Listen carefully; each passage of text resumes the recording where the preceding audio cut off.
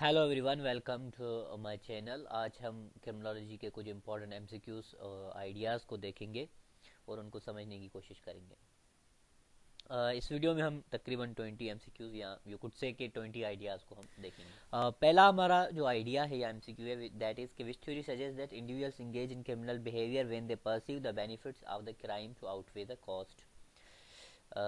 वो कौन सी थ्योरी है जो ये सजेस्ट करती है कि एक इंसान क्रिमिनल बिहेवियर में या क्राइम में तब इंडल्ज या इन्वॉल्व होता है जब वो अपने क्राइम को, अपने टारगेट को पहले मैयर कर लेता है कि उस पर्टिकुलर एक्टिविटी करने से उसको क्या फ़ायदा होगा या उसको कितना नुकसान हो सकता है। And that is called routine activity theory. So according to routine activity theory कि कोई भी बंदा क्राइम वैसे नहीं करता, वो अपना पूरा टारगेट देखता है, टारगेट को देख के उसको परसीव करके फिर उसकी कॉस्ट और बेनिफिट को देख के फिर वो क्राइम करता है।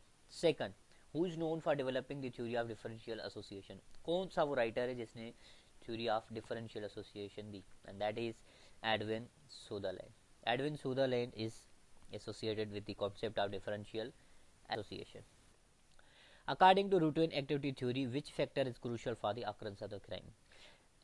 रूटीन एक्टिविटी थ्योरी के हिसाब से कौन सा फैक्टर, कौन सा रीज़न जो है वो इम्पोर्टेंट है क्राइम के लिए या क्राइम की जो ऑकरेंस है उसके लिए?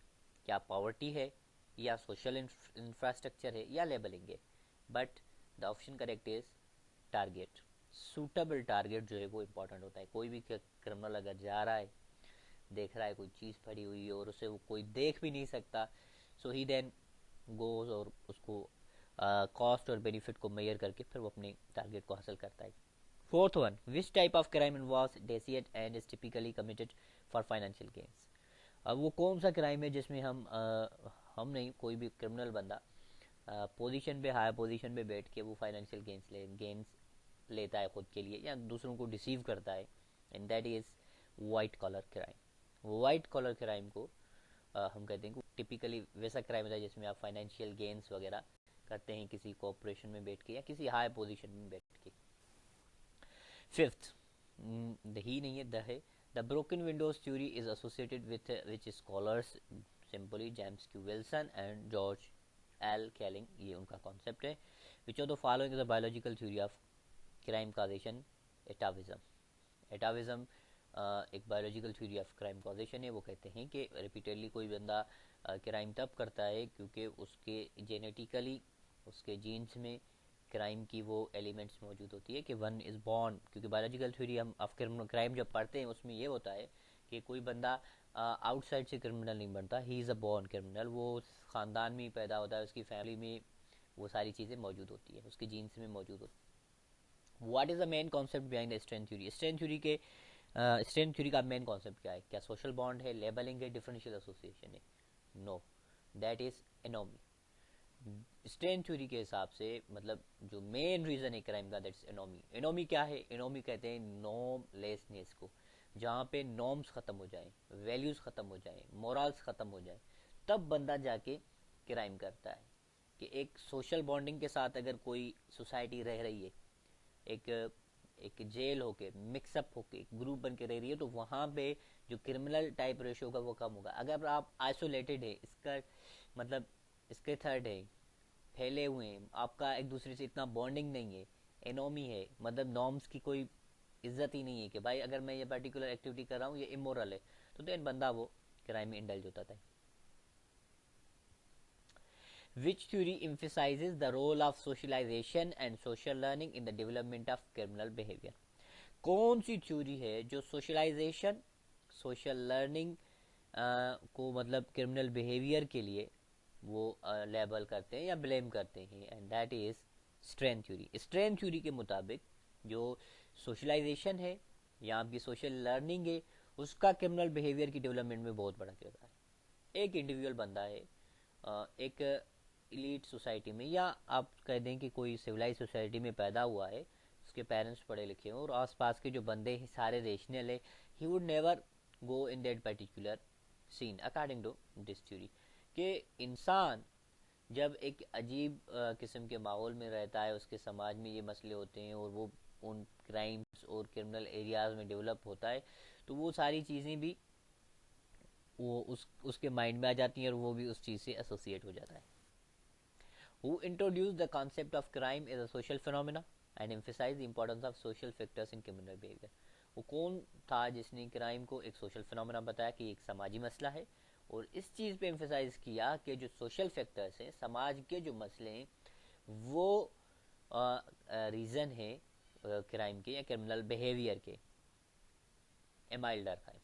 एमाइल डरखाइम का ये कॉन्सेप्ट था कि जो सोसाइटी है आपकी, जो आपके सोशल नॉर्म्स हैं और जो आपके जो ओस पास की चीज़ें हैं, वो काफ़ी फैक्टर या मैटर करती है. इवन जो सुसाइड करते हैं लोग, कि अकॉर्डिंग टू हिम कि अगर जो सुसाइड करते हैं वो भी उनके कुछ सोशल इश्यूज ऐसे हो जाते हैं और वो फैक्टर्स इतना रोल अदा करते हैं कि बंदा एक जाके यहाँ क्राइम करता है.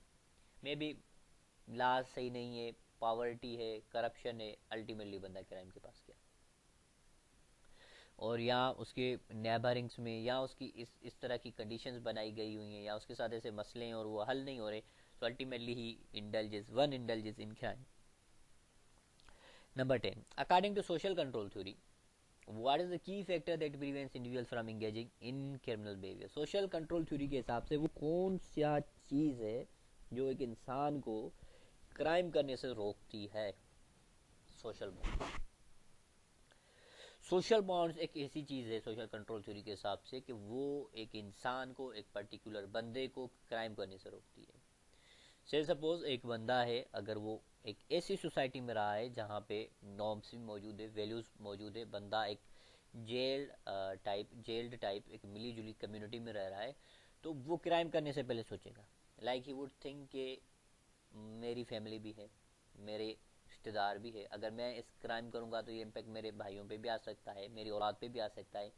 एक बंदा जो ये चीज़ लेक करता है, जिसकी सोशल बॉन्डिंग है ही नहीं, जहाँ पे इनोमी है, एक एक हर कोई इंडिविजुअल है, लॉ ऑफ जंगल है, so he would never think about moral things.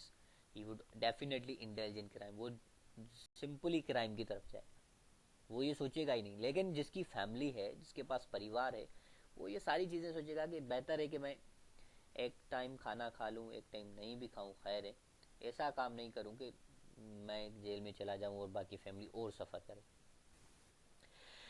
What is the term for a crime committed against a person based on their race, religion and protected characteristics?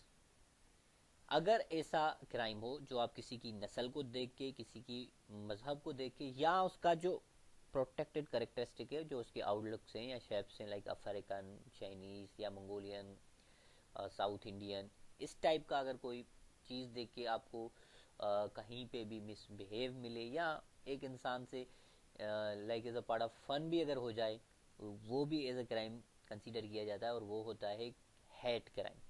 उसको हम बोलते हैं hate crime. Which theory suggests that criminal behavior is a result of the imbalance between the aspirations of individuals and the opportunities available to them? कौन सी theory है जिसका ये कहना है या जिसका ये व्यू है कि एक क्रिमिनल बिहेवियर या एक क्रिमिनल तब पैदा होता है जब एक बंदे की जो ख्वाहिशें हैं, एस्पायरेशंस हैं, और जो अपॉर्चुनिटीज़ अवेलेबल है, उनके बीच में अगर इम्बैलेंस है तो वो बंदा क्राइम करेगा. एक बंदा है जो चाहता है कि मैं से सपोज कोई अच्छी मोबाइल ले लूँ, लेकिन उसके पास जो अपॉर्चुनिटीज़ है लेने की वो कम. या वो देखता है समाज में किसी और के पास गाड़ी है, मैं भी ले लूँ, लेकिन उसके पास वो चीज़ लेने की अपॉर्चुनिटी नहीं है. जॉब करना चाहता है, जॉब की अपॉर्चुनिटी नहीं है.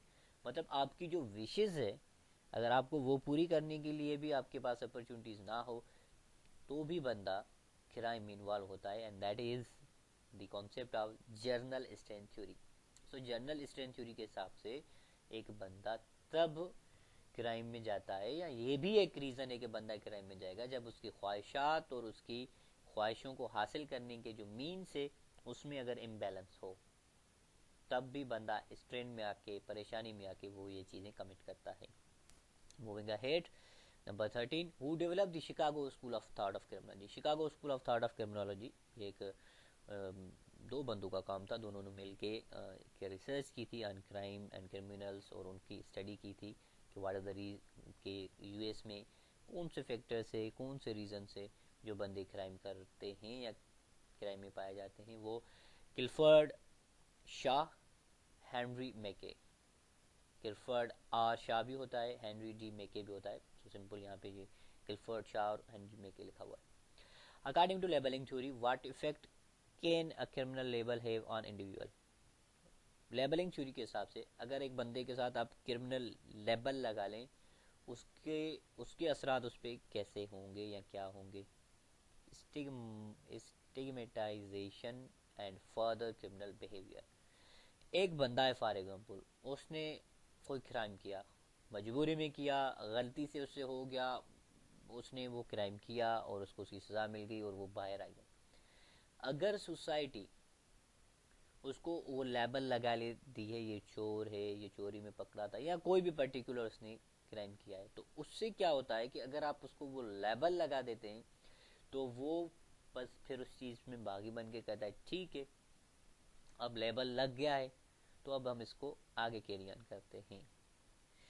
अब इसका यही सिंपल ये होता है कि अगर बंदा एक क्राइम किया है, किसी ने हो गया है किसी से और उसने उसकी सज़ा पाई है, तो एक मॉरल सोसाइटी की और मॉरलिटी भी ये है कि आप उसको ये चीज़ रिमाइंड भी नहीं करवाएं कि आपने ये चीज़ गलत की है या आपसे ये चीज़ हुई है, या मतलब आप उस चीज़ को बोले ठीक है उसने सज़ा खा ली, ओके गो ऑन, उसका नाम है, आप उसको नाम से पुकारें, ना कि उस पर्टिकुलर एक्टिविटी के साथ उसको लिंक करके बोलें कि ये वो बंदा है ना, ये जिसने ये क्राइम किया था। नहीं, वो लेबल ही ना करें, वो जाहिर ही ना करें that he did crime, he got punishment for that. कोई भी पनिशमेंट मिली, सोसाइटी से मिली, कहीं से भी मिली, so that is over. Which of the following is not a component of the criminal justice system. ये तीनों तो क्रिमिनल जस्टिस सिस्टम के पार्ट हैं, पुलिस भी होती है, कोर्ट भी होती है, करेक्शन भी होती है।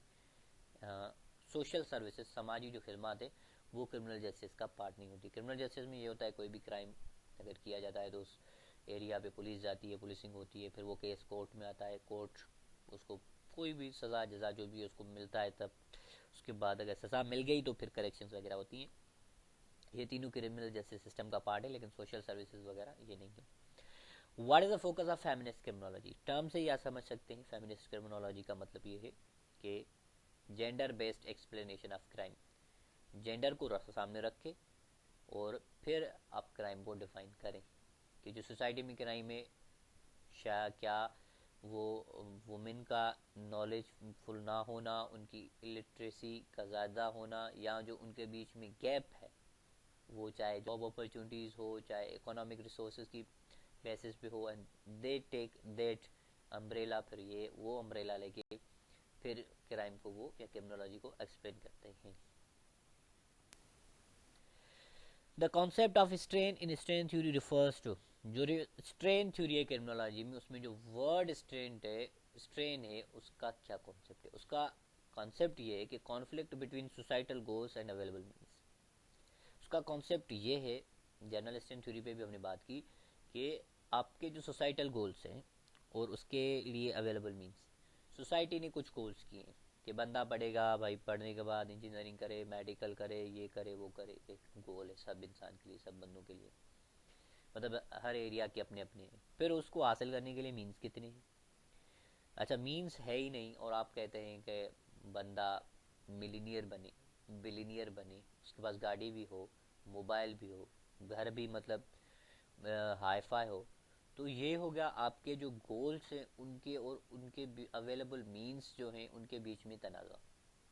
तो स्ट्रेन थ्योरी के मुताबिक इन चीज़ों से एक माइंड में, एक बंदे की सोच में स्ट्रेन पैदा हो जाए और फिर वो हाइपर होके खुद को भी कभी कभी नुकसान दे देता है या फिर सोसाइटी को भी वो वायोलेट करता है।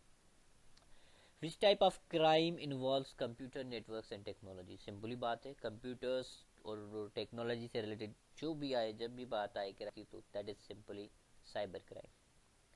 वो साइबर क्राइम होता है जहाँ पे कंप्यूटर नेटवर्क्स और आप टेक्नोलॉजी को इन्वॉल्व करके किसी को आप हैक कर देते हैं, किसी का डेटा चुरा लेते हैं, आप किसी के अकाउंट्स को हैक कर देते हैं, that is called a cyber crime.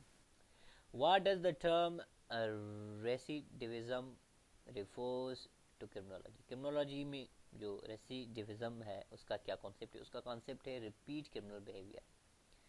मतलब अगर बंदा एक बार क्राइम किया, फिर बार, फिर दूसरी बार भी किया, सेकंड टाइम, और अगर उसने इस चीज़ को रिपीटेडली किया, उसको क्रिमिनोलॉजी में उस टर्म को रेसिडिविज्म कहते हैं कि ये बंदा या ये चीज़ बार बार हुई है. Who is associated with the idea of self-control as a factor in criminal behavior? Travis Hirschi. Hirschi का कॉन्सेप्ट है ये सेल्फ कंट्रोल. जब बंदा सेल्फ कंट्रोल लूज करता है तो फिर वो क्राइम में जाता है, लेकिन इट इज़ इम्पॉर्टेंट कि वो सेल्फ कंट्रोल में रहे तो his criminal behaviour could be controlled. Well, that's it for now. Till then, goodbye. Allah Hafiz. Take care of yourself. Thanks. Kindly share, subscribe and like the channel. See you.